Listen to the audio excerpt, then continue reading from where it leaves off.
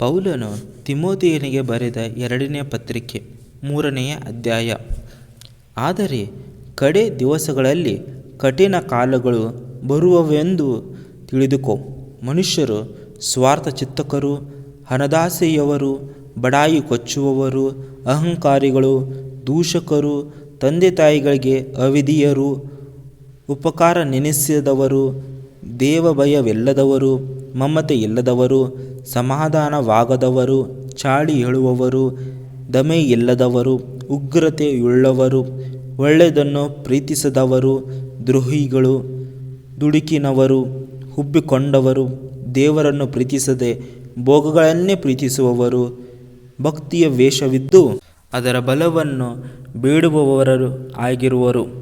ಇಂಥವರ ಸಹವಾಸವನ್ನು ಮಾಡದಿರು. ಮನೆಗಳಲ್ಲಿ ನುಸುಳಿ ಪಾಪಗಳಿಂದ ತುಂಬಿದವರು, ನಾನಾ ವಿಧವಾದ ಇಚ್ಛೆಗಳಿಂದ ಪ್ರೇರಿತರೂ ಆಗಿರುವ ಅವಿವೇಕಿಗಳಾದ ಸ್ತ್ರೀಯರನ್ನು ವಶಮಾಡಿಕೊಳ್ಳುವವರು ಇವರೊಳಗೆ ಸೇರಿದವರೇ. ಆ ಸ್ತ್ರೀಯರು ಯಾವಾಗಲೂ ಉಪದೇಶ ಕೇಳುತ್ತಿದ್ದರೂ ಸತ್ಯದ ಪರಿಜ್ಞಾನವನ್ನು ಹೊಂದಲಾದವರು. ಯಂಬ್ರ ಎಂಬವರು ಮೋಶೆಯನ್ನು ವಿರೋಧಿಸಿದಂತೆಯೇ ಆ ಮನುಷ್ಯರು ಸಹ ಸತ್ಯವನ್ನು ವಿರೋಧಿಸುತ್ತಾರೆ. ಬುದ್ಧಿಗೆಟ್ಟವರು, ಕ್ರಿಸ್ತನ ನಂಬಿಕೆಯಿಂದ ಭ್ರಷ್ಟರೂ ಆಗಿದ್ದಾರೆ. ಆದರೆ ಅವರ ಪ್ರಯತ್ನವು ಇನ್ನೂ ಸಾಗುವುದಿಲ್ಲ. ಆ ಯಂಬ್ರರ ಮೂರ್ಖತನವು ಎಲ್ಲರಿಗೂ ಪರಿಷ್ಕಾರವಾಗಿ ತಿಳಿದು ಬಂದ ಪ್ರಕಾರ ಇವರದು ತಿಳಿದು ಬರುವುದು.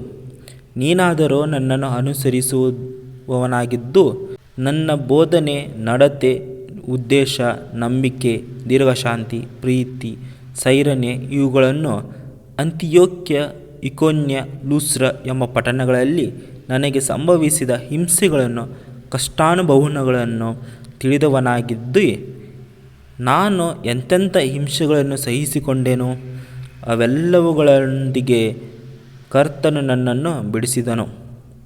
ಕ್ರಿಸ್ತ ಯೇಸುವಿನಲ್ಲಿ ಸದ್ಭಕ್ತರಾಗಿ ಜೀವಿಸುವುದಕ್ಕೆ ಮನಸ್ಸು ಮಾಡುವವರೆಲ್ಲರೂ ಹಿಂಸೆಗೊಳಗಾದವರು. ಆದರೆ ದುಷ್ಟರು, ವಂಚಕರು, ಇತರರನ್ನು ಮೋಸ ಮಾಡುತ್ತಾ ತಾವೇ ಮೋಸ ಹೋಗುತ್ತಾ ಹೆಚ್ಚಾದ ಕೆಟ್ಟತನಕ್ಕೆ ಹೋಗುವರು. ನೀನಾದರೋ ಕಲಿತು ದೃಢವಾಗಿ ನಂಬಿದ ಬೋಧನೆಗಳಲ್ಲಿ ನೆಲೆಯಾಗಿರು. ಕಲಿಸಿಕೊಟ್ಟವರು ಯಾರೆಂಬುದನ್ನು ಯೋಚಿಸು. ಚಿಕ್ಕಂದಿನಿಂದಲೇ ನಿನಗೆ ಪರಿಶುದ್ಧ ಗ್ರಂಥಗಳ ಪರಿಚಯವಾಯಿತಲ್ಲ. ಆ ಗ್ರಂಥಗಳು ಕ್ರಿಸ್ತ ಯೇಸುವಿನಲ್ಲಿರುವ ನಂಬಿಕೆಯ ಮೂಲಕ ರಕ್ಷಣೆ ಹೊಂದಿಸುವ ಜ್ಞಾನವನ್ನು ಕೊಡುವುದಕ್ಕೆ ಶಕ್ತವಾಗಿವೆ. ದೈವ ಪ್ರೇರಿತವಾದ ಪ್ರತಿಯೊಂದು ಶಾಸ್ತ್ರವು ಉಪದೇಶಕ್ಕೂ, ಖಂಡನೆಗೂ, ತಿದ್ದುಪಾಟಿಗೂ, ನೀತಿ ಶಿಕ್ಷೆಗೂ ಉಪಯುಕ್ತವಾಗಿವೆ.